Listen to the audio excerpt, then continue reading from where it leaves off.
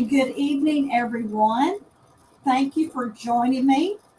And tonight's going to be a little bit different. We're going to be going over some information about setting financial goals and your priorities.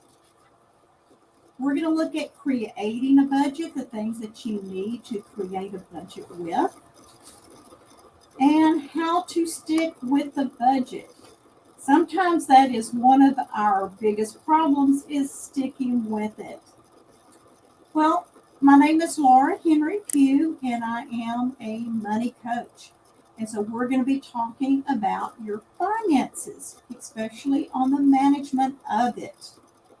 But let me share with you a few slides that we'll go over about creating a budget that works. This is a step-by-step guide. This is general information that can help you get started on it. Here again, we're going to be learning how to set financial goals and priorities, creating a budget, and strategies for sticking to your budget and achieving your financial goals. These steps are not easy, they are tedious, but it is something that we all need to learn how to do and be consistent with it. That's been a big problem with being consistent. We always start out well, but we never follow through. Following through will help us reach our goals. Introduce myself a little bit more. I am a certified money coach. I am a licensed financial profession. I am an educator. I've been in the finance arena for 35 plus years. I am an author. I am working on my second book. My mission is to help families build knowledge and confidence in making those financial decisions to prepare for whatever life may throw at you. Vision is to bring equality in financial education to the American people with integrity and teamwork. So we're going to jump right on in. We're going to be talking about setting our goals and priorities. We need to define our financial goals. If you don't know what your goals are, then you're just kind of income coming in, income going out, back and forth. You're not really keeping track of this. So we need to define our goals, and you have to be specific. We're going to go over what we call the SMART goals. S for being specific. Be very specific with your goals. If you're not specific with your goals, it's going to be like your New Year's resolution. You're just throwing it out there, and chances are it's going to be gone the next day because it's just in general of I'm going to quit smoking, or I'm going to lose weight, or I'm going to save money this year, or I'm not going to spend as much this year. That is all too general. So we really need to define and be very specific with it. Has to be measurable.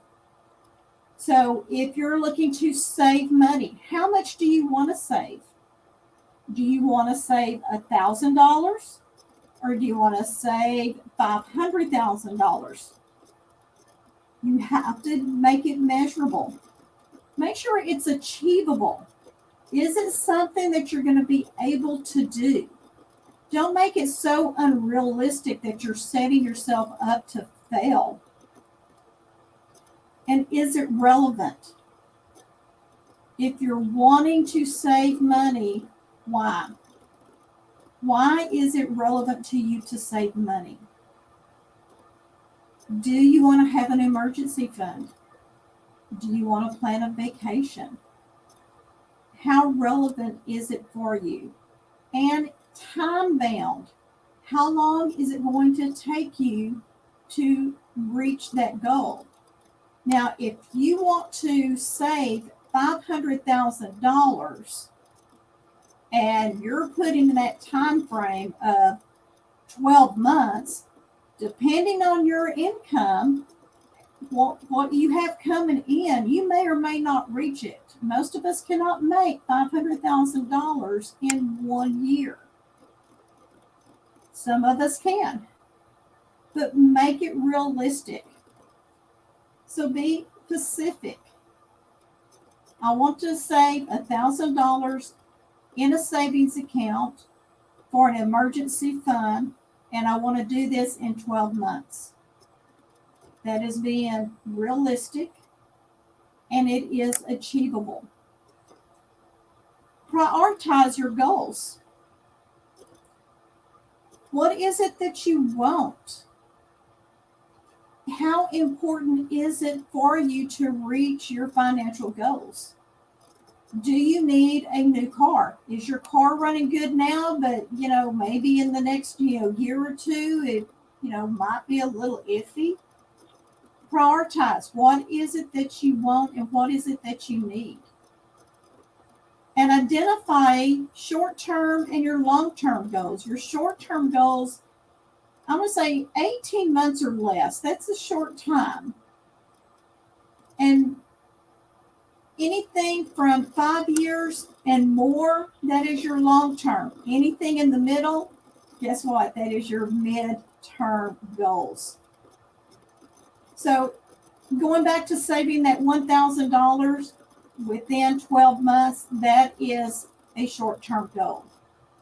If you're looking at purchasing a car in 2 to 3 years, that's your midterm goal.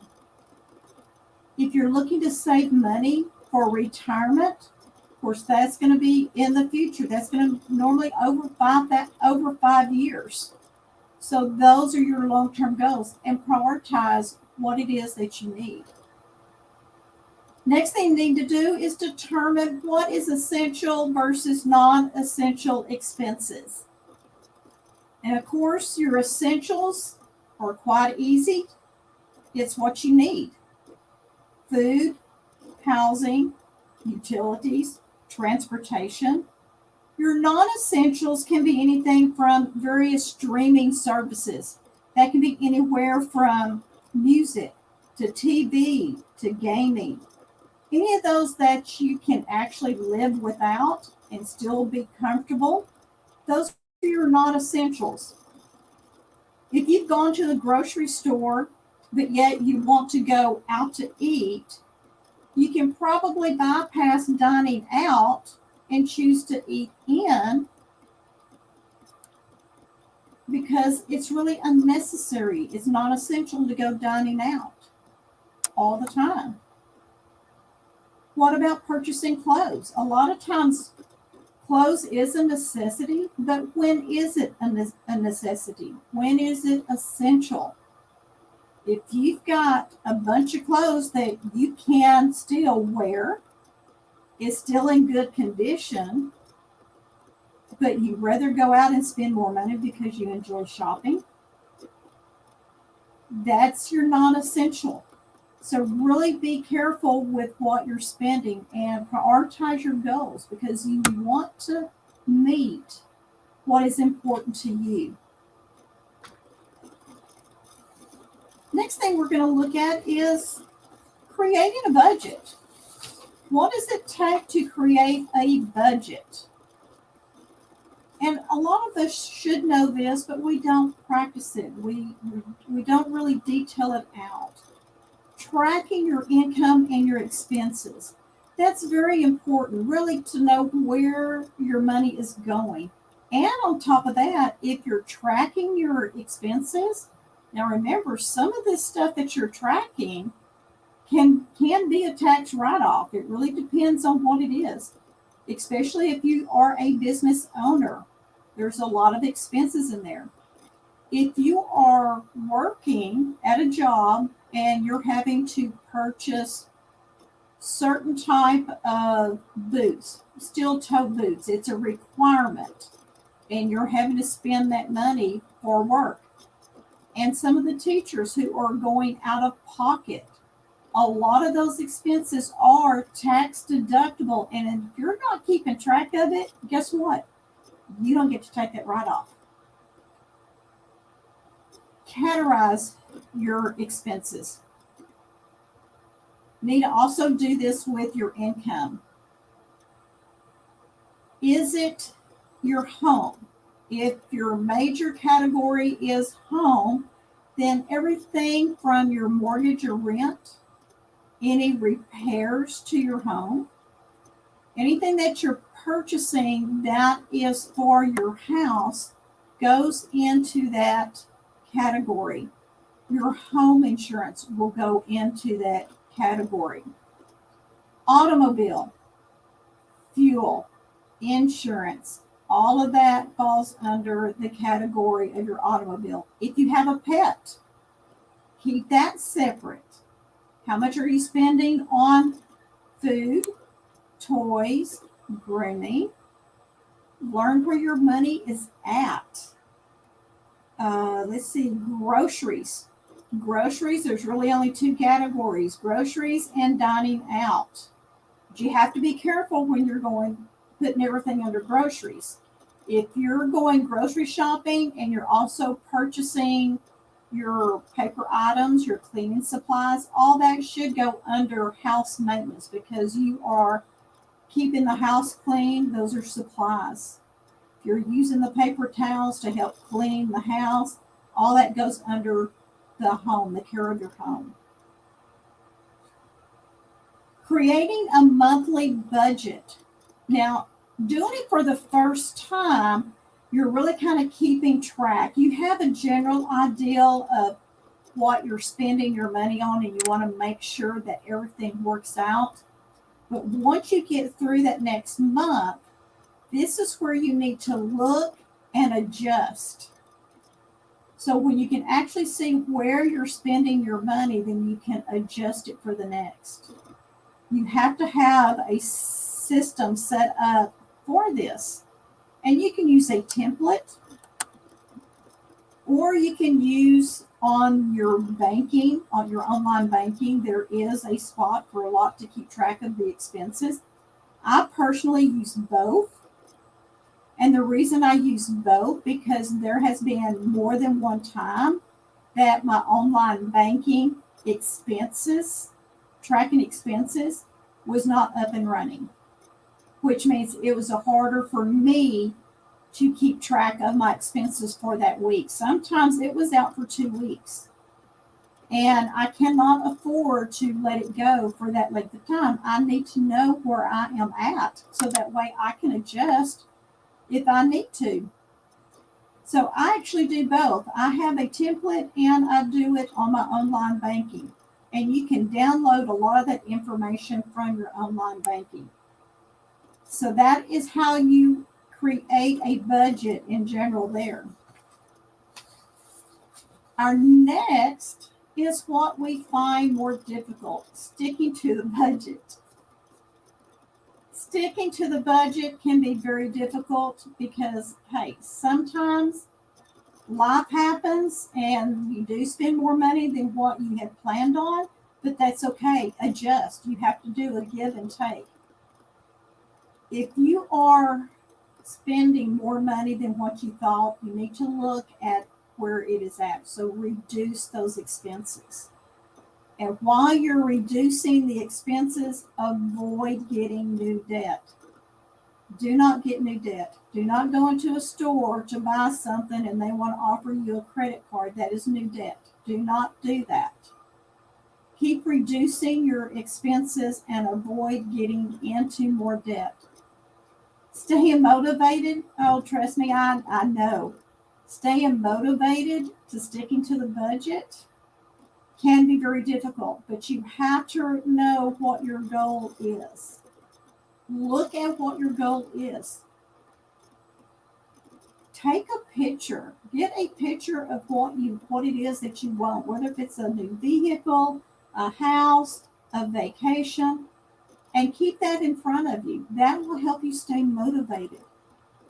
Because to reach your goals, there are times you're going to have to do without to get something later. And that is very difficult. That's why sticking to a budget is difficult sometimes.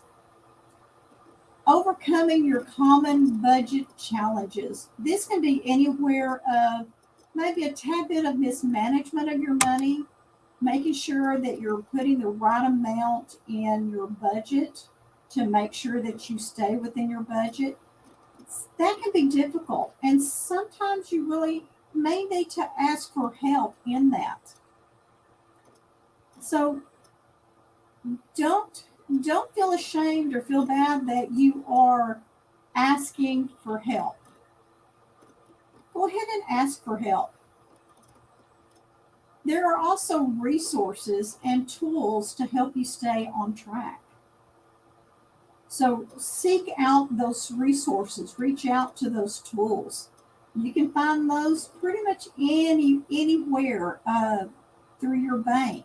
I have some resources that you can get a hold of. But really sticking to everything, because that is important to reach your goal. Overall, what we had spoke about is our setting our goals and priorities, defining our goals using the SMART method, that is being specific, measurable, achievable, relevant, and time bound. Prioritize your goals. Keep those prioritized in there. Make sure you see what your goals are. Identify what your goal is, whether it fits short term, long term, mid-term. Look to see what it is you're spending your money on. Is it essential or is it non-essential? Create a budget. Track your income and expenses. Put them in categories. Create a monthly budget plan. Set up a system. You have to have a system or you can't do any of the others. Sticking to the budget. Reducing, avoid debt. Stay motivated. Overcome budgeting challenges. And of course, seek out resources. I have a budget workshop that's coming up. I'm doing this on a Saturday, April the 29th. It's going to be from 10 to 11:30 a.m. Central Daylight Savings Time. The cost is $49. This is going to be an interactive workshop. So if you want help getting your budget started, then you need this class, because we're going to be really setting everything up. You're going to have certain documents to actually get this started. And so we're going to be setting it up. You'll be receiving a budget template. A lot of the categories are already in there. You may have to change some or add some. No problem there. If you're interested in attending and getting this workshop, if you're interested in creating your budget now so that way you can be ready for the month of May, go ahead and send me an email. You can send it to laura@lhpventures.com. And in the subject line, put budget creation workshop. And I did miss a couple of things there. Once I open up the registration, you will receive a link to register for the workshop. Good news is, if you're watching this live, or if you've already registered for this particular webinar, you can use a coupon code called Budget423. You'll receive 50% off. So instead of spending $49, you'll get it for $24. I hope I did my math right. That's all that I have for this evening. I hope you got some good information. Haven't seen any comments, but that really doesn't mean a whole lot. Let me take a look real quick. Let me see here.